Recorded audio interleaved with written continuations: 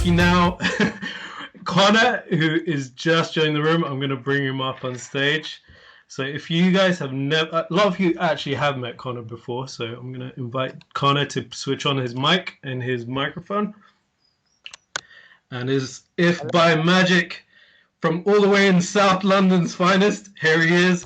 So I'm going to give the stage to Connor and give him a big salute. Thank you for joining us, and tell us a bit about your background, Connor, how you're dealing with isolation, and then run us through this amazing mental health workshop that you're going to be pitching to us. Thank you very much, sir.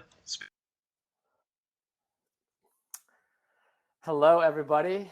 And yeah, my name's Connor. So I've said, joining you from South London, and super excited. I'll tell you a little bit more about my background in a second, but let me just bring up my deck because I'd rather us all just get settled into here. So one moment as we queue up the technology.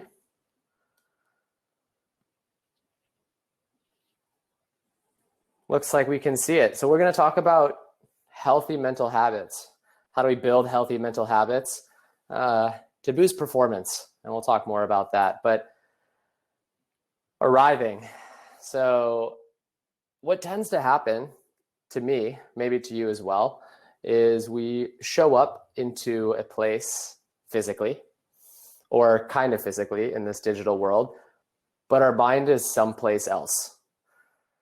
So a health practice is just to take a moment to feel what it's like to be here right now. What is it like? So if you will all join me, we'll have some participatory exercises throughout this half hour. Just taking a few deep breaths. Maybe if you're texting someone, you just put down the phone, close the eyes, or if you're hunched over, maybe taking a moment to roll the shoulders. Just seeing what it feels like to be in your body. What's it like to be you right now?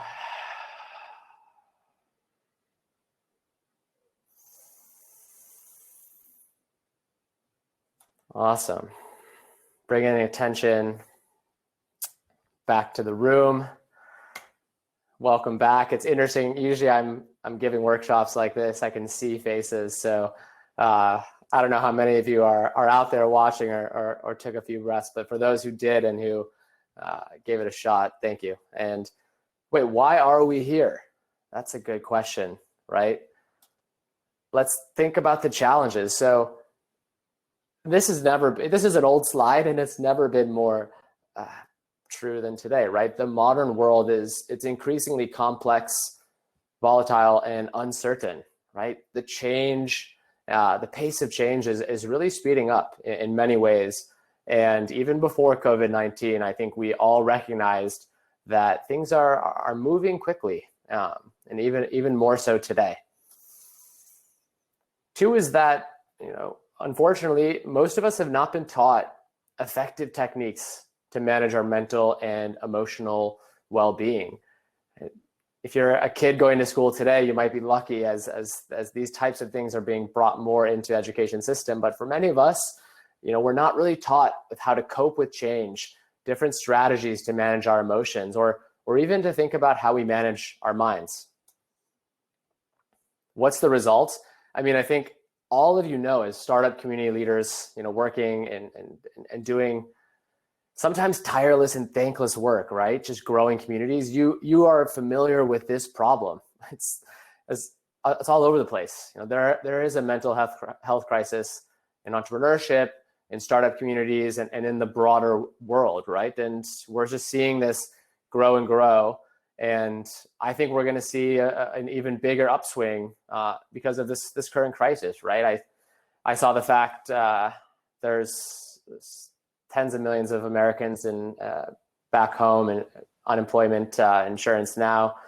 There's just going to be a huge impact of this. So no secret, you guys all know this. But there is good news.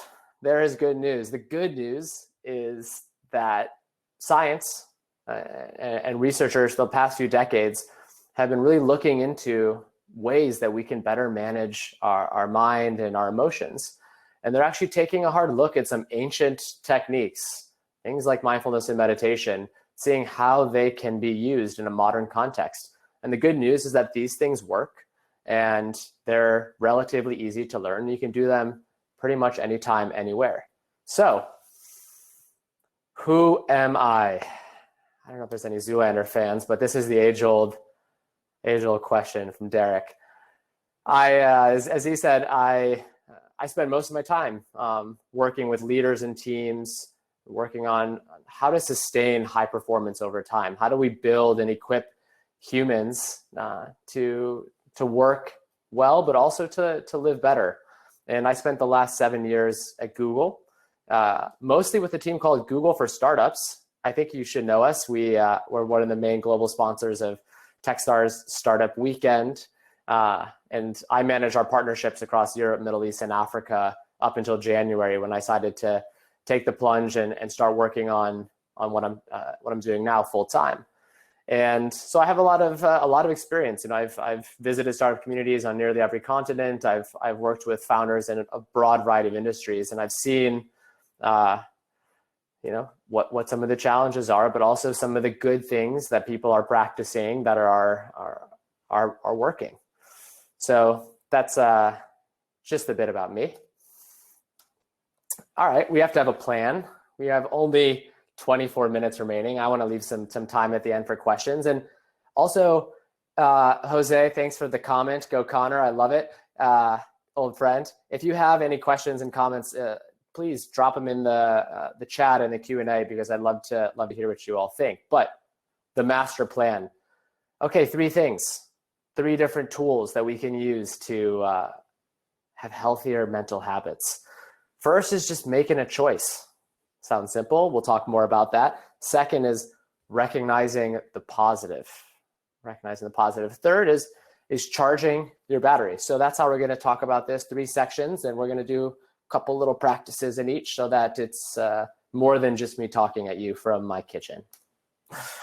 Making a choice. The mind is a wonderful servant, but a terrible master. This is from Robin Sharma, as an author. I think there's just a lot that's captured in that, right? Our minds are incredible tools, right? We can plan and analyze. We can build things. We can think into the future. We can do so much with our minds, and the technology that Remo is built on. This is all human ingenuity, right? This is the brain. But at the same time, the mind can be a terrible master, right? We can be clouded with anxious thoughts. We can feel distracted. We can feel overwhelmed. And it's just interesting to think about that sort of paradox, right? Like the power of the mind, and also some of the pitfalls of the mind. So 47% of time, that's what Harvard found, is the percent of time that humans are lost in thought, in a study they did back in 2015. And that means that roughly half of you listening to this talk right now are thinking about something else. Come back. No, I'm just kidding.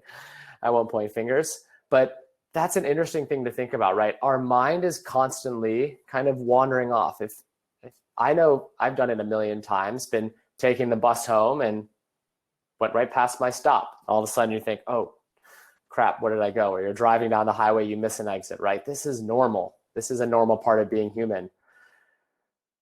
When we're lost in that thought, we're kind of operating on this autopilot mode, right? Like we're just allowing things to happen. And it's important to remember, autopilot is a great feature of our brain. It's the ability of our brain to essentially automate so many different things that we're doing all the time, so that we can focus on higher order things. So if you had to think deeply about putting toothpaste on your toothbrush every day and how to brush your teeth, it would be a tiring process mentally. So our brain is doing us a favor. But in this modern world where there's so much going on, it can also be a downfall, because when we're in that autopilot mode, we tend to be more reactive and tend to be distracted, because we're operating on these old habit patterns in the mind. we're taking everything that we've learned and we're just automatically applying it, which means that sometimes it's not fit for the present moment. And anxiety and regret. I mean, first, if you're feeling anxious today, this week, this month, like, we need to normalize that. This is a crazy time for everybody. I think just stopping and recognizing that a level of anxiety right now is totally normal. And even in everyday life outside of COVID, we do feel anxious. And this is a feature of living life on that autopilot, because when we're in that sort of mind-wandering state, two things tend to happen. We're projecting. We're usually worrying about things that are yet to happen in the future. We're thinking, oh, how is this going to happen? And it can be helpful to plan, but a lot of the times it's just swirling for us. Or we're in the past, and that's where sort of regret and rumination. We're thinking, did I really shouldn't have said that to my girlfriend? That was, shouldn't do that. Shouldn't have said that in that email. And so we're kind of going in between that forward and past all of the time. Now, if there's any of you who are interested in neuroscience or in the psychology of the mind, you might know the default mode network. And this is a sort of connected regions of the brain that are involved in this sort of mind-wandering state. And so when we go from a focused attention to sort of this more daydreaming, this is that mode that turns on, the default mode network, it's been called. Another great insight from science in the last 20, 30 years is an idea of neuroplasticity. Neuroplasticity. You can think of that as brain training in a sense. What neuroplasticity says is that what we think, what we do, and what we pay attention to can change the structure and the function of our brain. In other words, the software can actually change the hardware, and this doesn't stop at a certain age. And there's a study done here in London with black cab drivers, and they found that as experience grew within the taxi drivers, they actually saw their hippocampus grow as well. That's a region of the brain that's responsible for spatial memory. So as they drove more black cabs, they actually strengthened their brain. So why does this matter? Because we can train our brain to become more present and be quicker to get off the default mode network, which can result in us feeling less anxious and less regret. So, enough talking, a little bit of practice. You don't have to close your eyes for this. You don't have to do anything, you don't have to light any candles or incense. You feel free if you'd like. But just see if you can notice your breath. Maybe to do that, you lengthen and inhale, and you deepen and exhale. Maybe you can put your hand on your chest or hand on your belly to feel the rise and the fall.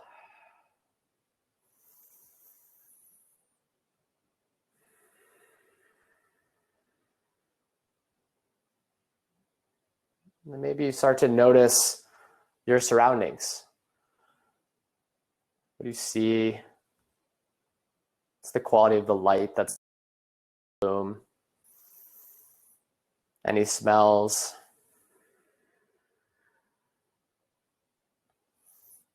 Maybe noticing the feeling of being sat on the ground or feet planted on the ground if you're standing like I am.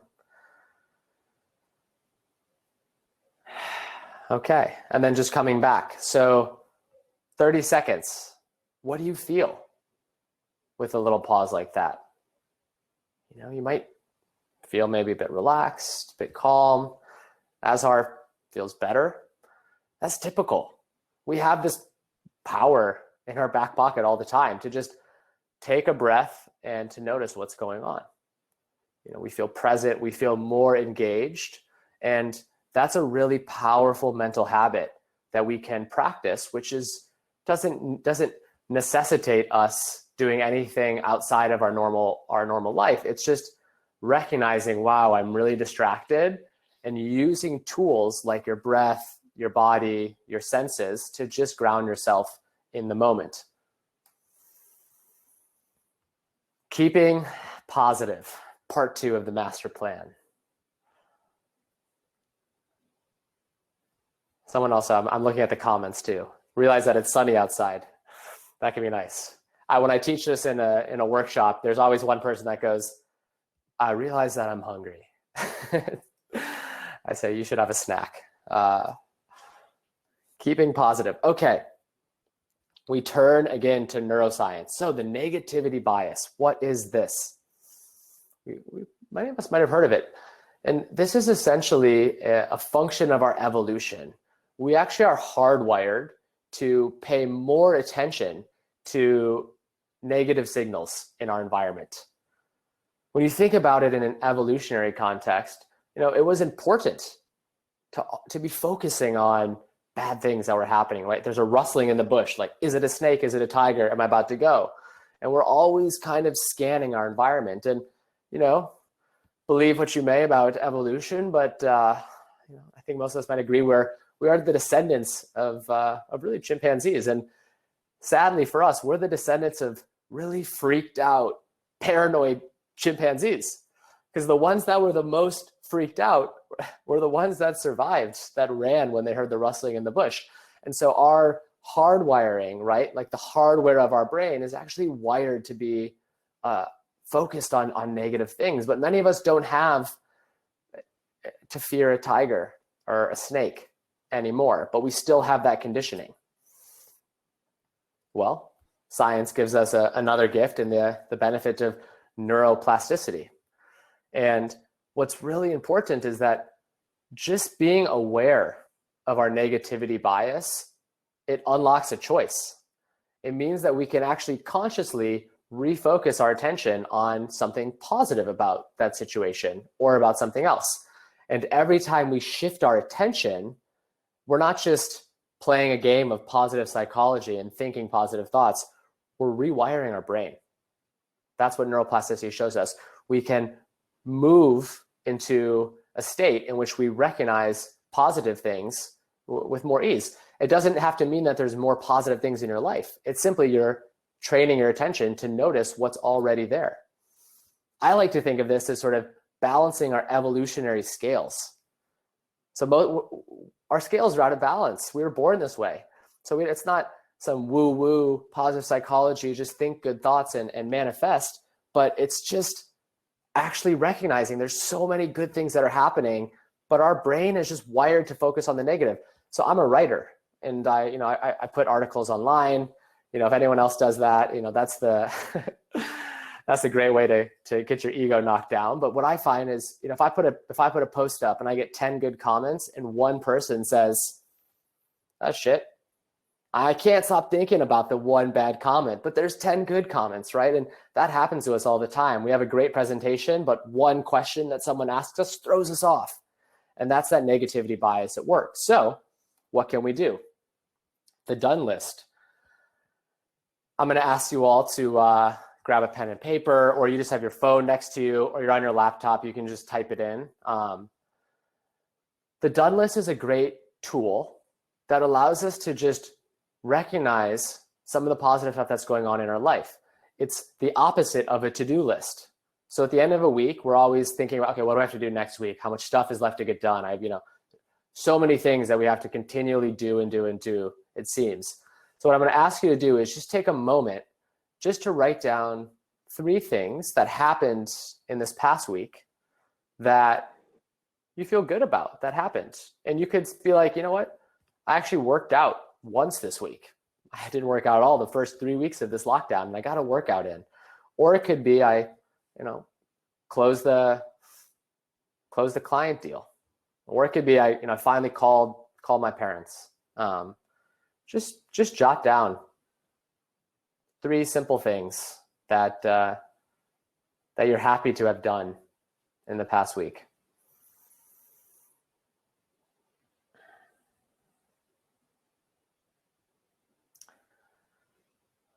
I was having a coaching call with a client just 2 days ago, and he had a stellar 7 days, the biggest 7 days of sales. He's in the food business, and just $200,000 of orders in a week, biggest week ever. 90% of the orders went out with their 10 out of 10 quality assurance rating, which is something specific.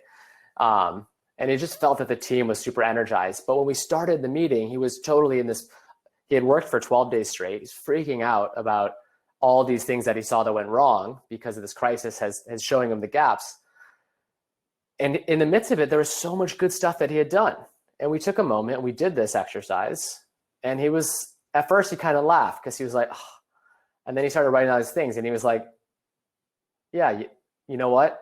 There's some operational stuff we need to work on. Like we could have been tighter, but it was pretty solid.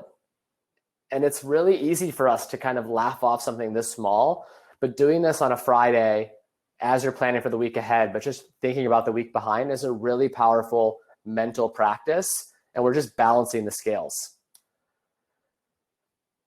Giving thanks. Giving thanks. So there's a wealth of research that's been done, a lot of it done by a psychologist, Dr. Martin Seligman, about the power of gratitude. It's real. It actually can help change our perception of our reality and lead to healthier mental outcomes. So what I'd love you to do is underneath that list of 3 things that you did last week is just write the name of one person. This can be one person that's helped you that maybe you haven't said thanks to. You know, maybe they connected you to somebody, or maybe they just shared something like a good article with you, or maybe they called you out of the blue and you were just really happy for that. Just write their name down. And if you want bonus points on this challenge, I would challenge you in the next 24 hours to write them an email and just express that thanks, or send them a voice note. No texting, I'm afraid. I want an email or a WhatsApp voice note. Those I find have a stronger psychological push. Or call them, or write them a real letter if you have the time. But that can be a really nice thing to do, is just to recognize and give thanks to others. When we feel anxious and fear, we're usually locked into an idea of the self. We're thinking about my problems.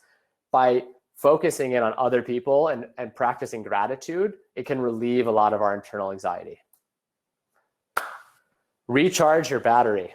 Recharge your battery. This is so important. So our brains and our bodies are connected by more than just our neck.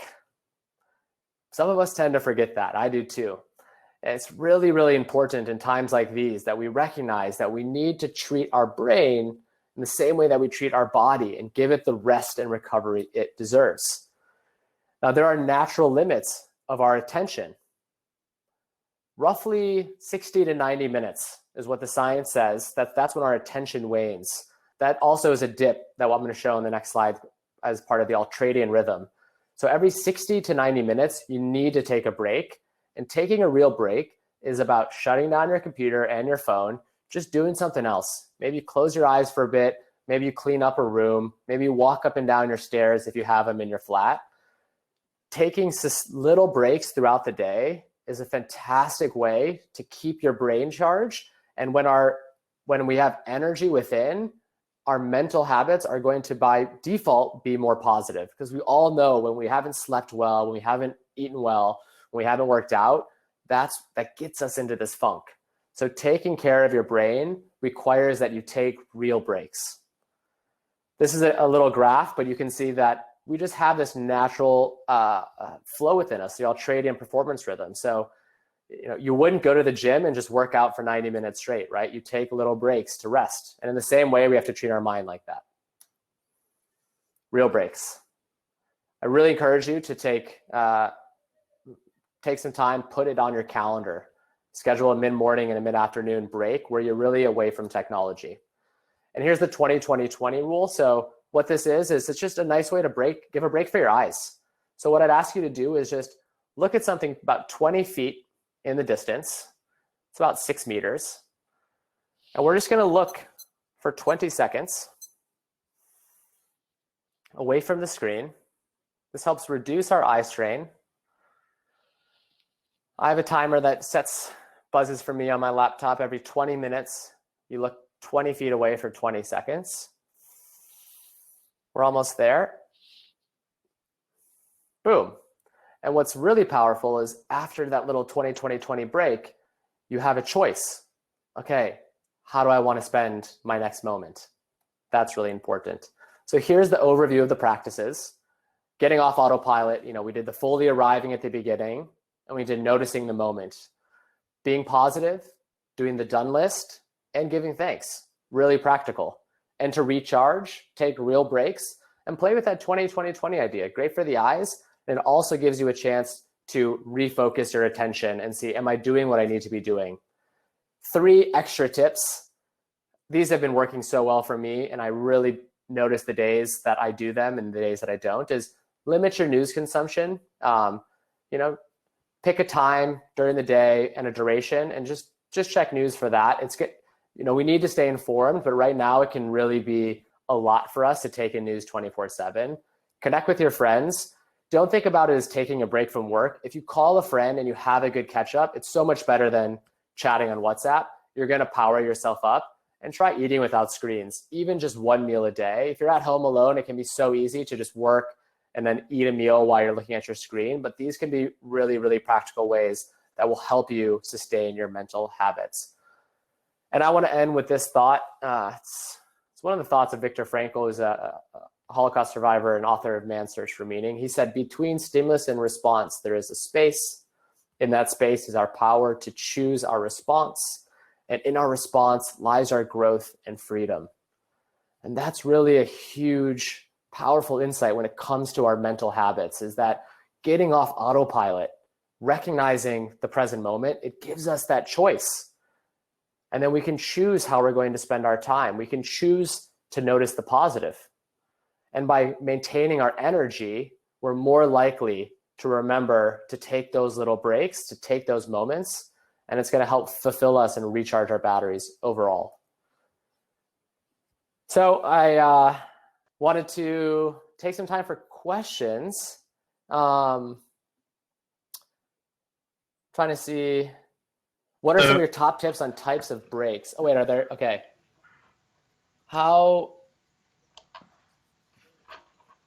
Should we do Jose's question? How can you identify when someone else might need help? And how can you help them when they're not ready to open up about it? I think one of the surefire signs that someone might need some help is that they kind of go off the radar. So if you haven't heard from somebody in a while, try to check in, give them a call. It's really easy in these times of isolation to isolate even more. And also if people tend to, if you notice in a colleague that they get a bit irritated or they're anxious or they kind of are on edge, that can be a sign that things are really bubbling up. That's how you realize burnout in ourselves. For me, I recognize when I'm doing too much because I start to really get frustrated at small things, just queuing in line and you're pissed off at the person in front of you. All these little things can be signs that burnout's starting to occur, but also a lack of motivation. And often look for that lack of connection when people start to alienate or isolate themselves from their friends. Love the done list. It's so good. I hope you play with it every week, put some time on your Friday. It feels so good. How many of you feel like you're watching a TED Talk with Connor? Top quality. Thank goodness. I don't know. I need like a TED sign back here next time. Top tips on types of breaks. Okay, this is a good one. There's so many types of breaks. I like to think about my physical energy, my mental energy, and my emotional energy.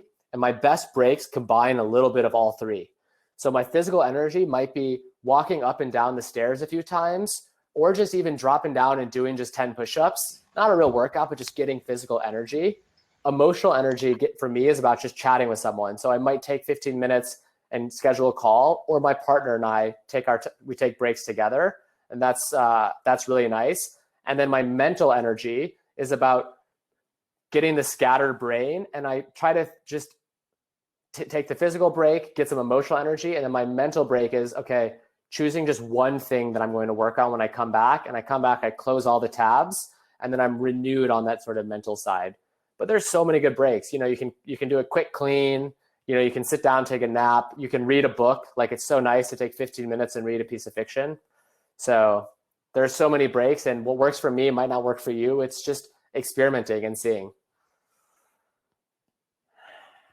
How to help people get away from their own negativity. That's tough. It's hard. it's really hard to try to fix other people. So I think that one's a big question, but sometimes it's just helpful to ask people not why questions, but what and how. So when people get really negative, just don't ask them, why do you feel that way? It makes them more defensive, but ask them, what do you mean when you say that this project isn't worth the time? Or how does this make you feel? What and how can expand conversations and help people explore things, and why questions can make people a little bit more defensive. So that might be some way to help people. You don't want to tell someone they're being negative. You're so negative. I don't find that works, but encouraging some more reflection with what and how questions can be great. You can find me online.